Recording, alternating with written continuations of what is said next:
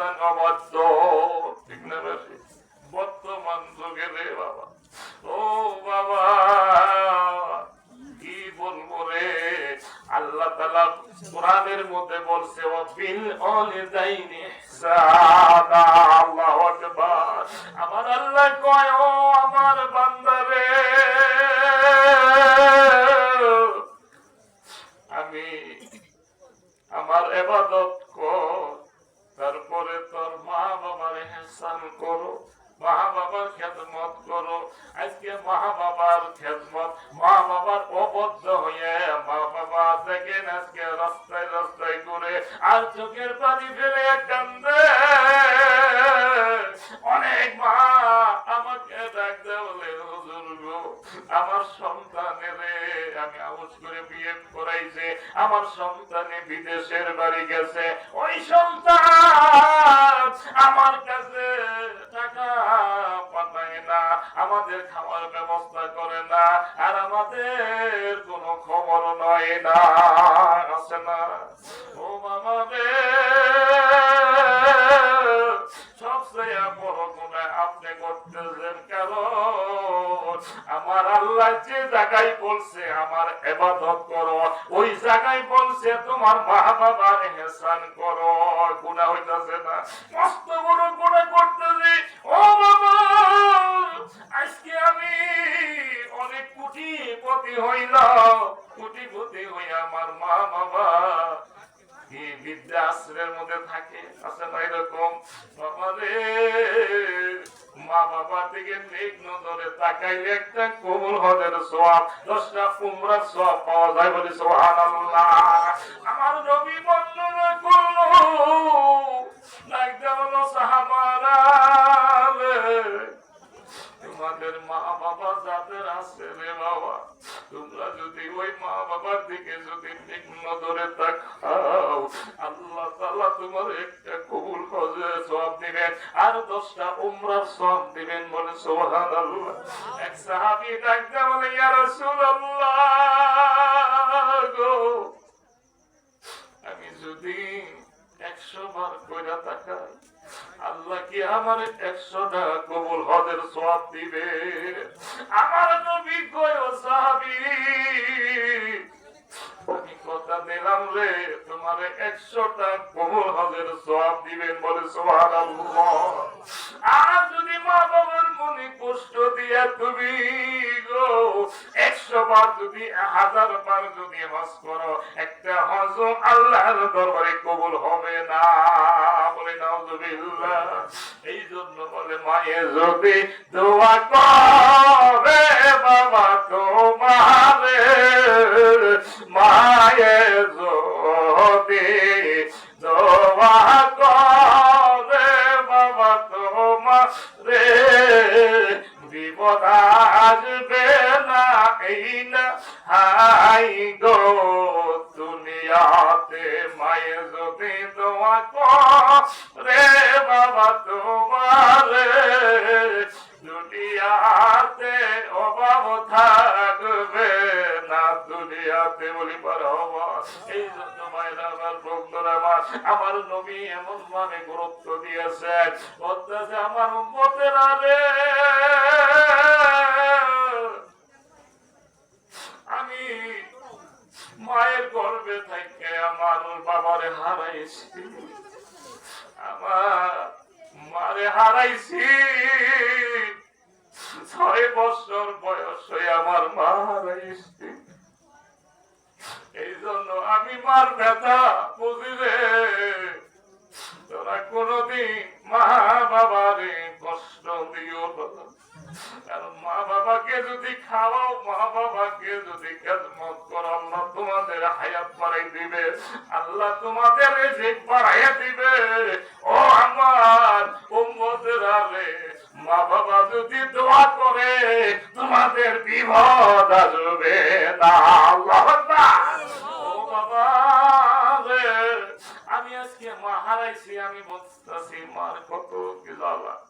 বাড়িতে যাই মা পাই না, সবই আছে রে বাবা, মার মতো দরদি আমি পাইলাম না চিরতরে, হারাইলা মায়ের আব্বা আম্মা কত যে মুখ এত ডাক পাইলা না সে হারাইছে সে জানে তা বেদনা মায়ে যাবে সন্তানের তো আরাধনে যাবে না চিরতরে হারাইলাম মায়ের নিজে না খাইয়া খাওয়াইছি লবামা তোমারে আজকে ওই মায়ের কেমনে গেলা পুরি ঠিক আছে ও বাবা রে আমার সময় শেষের দিকে এই জন্য আমি এইভাবে আলোচনা করতেছি কত গুনাহ হইতেছে বাবার আমরা টের পাই না ও বাবা রে ওই মা বাবার যেত না ফরমানি করবা রে তোমরা বেশি অপরাধী হইবা তুমি নামাজ পড়তে পড়তে যদি তোমার কবলটা ফাটাইয়া দাও তুমি হজ করতে করতে তোমার জীবনটা কাটাইয়া দাও তোমার মা বাবা যদি বেজার থাকে আল্লাহ দরবারে একটা হজ একটা নামাজও কবুল হবে না এই জন্য আমাদের আমার নবী রাহমাতুল্লিল আলামিন এই নাই মা বাবার এত গুরুত্ব দিয়েছেন এত ফজিলত বলেছেন এক সাহাবী আয়েশা বললেন ইয়া রাসূলুল্লাহ ইয়া হাবিবাল্লাহ হুজুর গো আমার মাকে নিয়ে আমি হজ করেছি আমার মাকে মাথায় নিয়ে কাঁধে নিয়ে আমি হজ করেছি আমি আমার মায়ের ঋণ শোধ হয়েছে নি সাহাবী বলতেছেন আমার রাসূল লাইনটা বলে সাহাবী রে তোমার মায়ের তুমি এরকম কাঁধে নিয়ে তুমি হজ করছো একবার না দুইবার না অনেকবার হজ করছে আমার নবী কয় ও সাহাবী রে কিয়ামত পর্যন্ত তোমার যদি হায়াত দারাজ করে তুমি যদি এইভাবে হজ করতে থাকো তোমার মায়ের প্রথম যে তুমি আইসা এক ফোঁটা দুধ তুমি যে পান করছিলা ওই দুধের ঋণ শোধ হয় না আল্লাহু আকবার ও বাবা আমরা দেখেন কত গুনাহ করতেছে আমরা গুনার দিকে খেয়াল করি না ও বাবা রে আমি হাতে ধরে পায়ে ধরে ও যুবকেরা রে তোমাদের মা বাবারে কোনোদিনই কষ্ট দিও না আমার নবী রাহমাতুল্লিল আলামিন একদিন রাতের বেলায় মার কথা মনে পড়ে গেছে বাবার কথা মনে পড়ে গেছে গভীর রাত্রি হয়ে গেছে মা আয়েশা সিদ্দিকা রাদিয়াল্লাহু আনহার ঘরে ফাঁসি বাঁধছে মা আয়েশা সিদ্দিকা রাদিয়াল্লাহু আনহা যখন পাইছেন তাকে আল্লাহ রাসূল নাই আয়েশা সিদ্দিকা চিন্তা করলেন কেন কই গেল অন্য বিবির ঘরে গেছে কিনা এই জন্য খুঁজতেছেন খুঁজতে দেখে কোনো সতীনের ঘরে যায় নাই তখন আয়েশা সিদ্দিকা রাদিয়াল্লাহু আনহা চিন্তা করলেন কই গেল আমার রাসূল কই গেল তখন মসজিদে নববীতে গেছেন নববীতে যায় দেখে আমার রাসূল এমন ভাবে চোখের পানি ছাড়ছে রে মা বাবা কইরা কাঁদতেছে আল্লাহু আকবার এমন ভাবে কাঁদে মা আয়েশা সিদ্দিকা রাদিয়াল্লাহু আনহা ডাকতে বললেন ইয়া রাসূলুল্লাহ ইয়া হাবিবাল্লাহ হুজুর গো আপনি যেভাবে কাঁদতেছেন আমার মনে হয় আপনি চিরদিনের জন্য বিদায় হয়ে যান আর কাঁদবেন না আপনার চোখের পানি আমি সইতে পারি না আমার নবী কয় আয়েশা আমার রাতে শুয়ে রয়েছে হঠাৎ করে আমার মার কথা মনে পড়ে গেল আমার বাবার কথা মনে পড়ে গেছে আমি আর ঠিক থাকতে পারি নাই আমি আইসা মসজিদে নববীতে এখানে এসে নামাজ পড়লাম আল্লাহর কাছে কান্দি আল্লাহ তুমি বানাইছো। আমার মা যদি আমার থাকতো, আজকে আমার মা আমাকে খুলে নিত, আমার বাবা আমাকে দুবা খাইতো। এইভাবে কান্দে। ও বাবা রে, আমি আজকে ওই মা বাবার জন্য কয়দিন কাদিরে কবরের মধ্যে রাইখাছি। ওই কবরের মধ্যে আজকে শুয়ে রয়েছে মা বাবার খবর নই না, ঠিক না বেদি? ও মামার আজকে যদি আপনি যদি যাইয়া মা বাবার কবরের পাশে যাইয়া যদি আল্লাহর দরবারে কান্নাকানি করে বলতে পারে, মাবুদ আমার মা বাবা আমাকে অনেক কষ্ট করে লালন পালন করছিল, অনেকভাবে আদর করে আমারে খাওয়াইছিল, আমাকে অনেক কষ্ট করে লেখাপড়া করাইছিল। ও আল্লাহ গো, আজকে আমার মা বাবা অন্ধকার কবরে চলে গেছে। জানি না রে আল্লাহ, আমার মার কবরে কি হয় গো। আমার বাবার কবরে আজকে না জানি কি আযাব হইতাছে। আল্লাহ আমার মা বাবারে তুমি মাফ কইরা দাও, বলে সুবহানাল্লাহ। এইভাবে যদি কান্দেন গো, আপনি দোয়া করতে করতে আমার আল্লাহ রহমতের সাগরে ঢেউ লাইয়া যাবে, বলে সুবহানাল্লাহ। আমার আল্লাহ কই বান্দারে আর কাঁদিস না, তুই তোর মা বাবার জন্য কাঁদছ, আমি আল্লাহ তোর কান্নার বিনিময়, দোয়া করার বিনিময় তোর মা বাবার কবরে আযাব মাফ করে দিলাম, বলে সুবহানাল্লাহ। কাদায় না কাদায় না তোমার মায়ের, ওই মায়ের কাদাইলে কাঁদবা তুমি কবরে। কবরে আযাব যদি মানুষ দেখিত, ঘর সারিয়া জঙ্গলাতে পালাইত। কবরে আযাব যদি মানুষ দেখিত,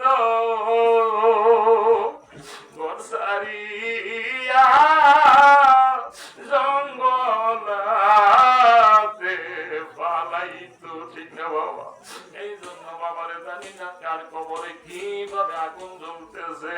ও বাবা, আমি বিদায় নিব, কারণ সময় তো শেষের দিকে, 9টা পর্যন্ত আমার সময়, এখন 9টা পর্যন্ত। এই জন্য কোন দিকে যাবো আমি দিশা পাইতেছি না। এই জন্য খালি এই গুনার কথা, মানে গুনাহ করলে কি হয় এই সম্বন্ধে আলোচনা করতেছি।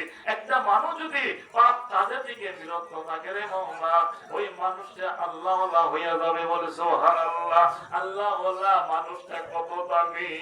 আল্লাহ কয় আমি ওদের সাথী হই, ওদের আমি রাস্তা দেখাই দেই, তারা যে রাস্তাটা চললে তাদেরকে আমি নূরের রাস্তা দেখাই দেই, বলে সুবহানাল্লাহ। আল্লাহু ওয়ালিউল্লাযীনা আমানু ইখরিজুহুম মিনা যুলুমাতি ইলান নূর। আল্লাহু আকবার। আল্লাহ কয় আমি ওদের সাথী হই, ওদের আমি দয়া করি, ওদেরকে আমি অন্ধকার রাস্তা থেকে আমি তাদেরকে আলোর রাস্তা দেখাইয়ে দেই, বলে মারহাবা। এই জন্য ভাইরা আমার, বন্ধুরা আমার, আমরা পাপ কাজ থেকে বিরত থাকবো, ঠিক না ঠিক? আমরা নামাজ ছাড়বো না, মানুষের গীবত গাবো না। আমরা যদি গীবত গাই তাহলে মা বাবার গীবত গাবো, ঠিক না ঠিক? মা বাবার গীবত দিলে লাভ হবো কি জানেননি? এই মা বাবা যে আপনি যে নেক আমল গুনাহ করছেন, এই নেক আমল গুনাহ মা বাবা পাবো। সুবহানাল্লাহ কোন। এই জন্য অন্যের যে কামনে গীবত গাবেন, এই গীবত গাইলে আপনার ওই তার দোষ, তার যে গুনাহ, এটা আপনার কাছে যাবো। আপনি যে আমলটা নেক আমল করছেন, ওই আমলটা তার কাছে যাবো। তারে কি উপকার করতে জন্য উপকার করুন না, তাহলে এই উপকারটা মা বাবারে কইলে কামে লাগবো, ঠিক আছে? গীবত গাইলে তোমার মা বাবার গীবত গাইব। আর যদি মা বাবা, ও মা, আমি সংক্ষেপে শেষ দিয়েছি, মানে আপনারা কোনোদিনই সন্তানের বড় দোয়া করেন না। ও বাবা রে, এই বড় দোয়া করলে আল্লাহ অবশ্যই কবুল করে। মা বাবার দোয়ার মধ্যে পর্দা লাগে না। ভাইরা আমার, বন্ধুরা আমার, ওই কাবা ঘরের একটা ইমাম এত কালো মুসমুসে, চেহারা ভালো না, একবারে কালো। ওই লোকটারে বলতেছে, বাইরে তুমি একটা কালো মানুষ, চেহারাও ভালো না, আর তোমাকে আল্লাহ এই কাবা ঘরের ইমাম বানাইছে কোন কারণে? তখন একটা বলে, ও ভাই গো, এটা বড় দুঃখের কাহিনী।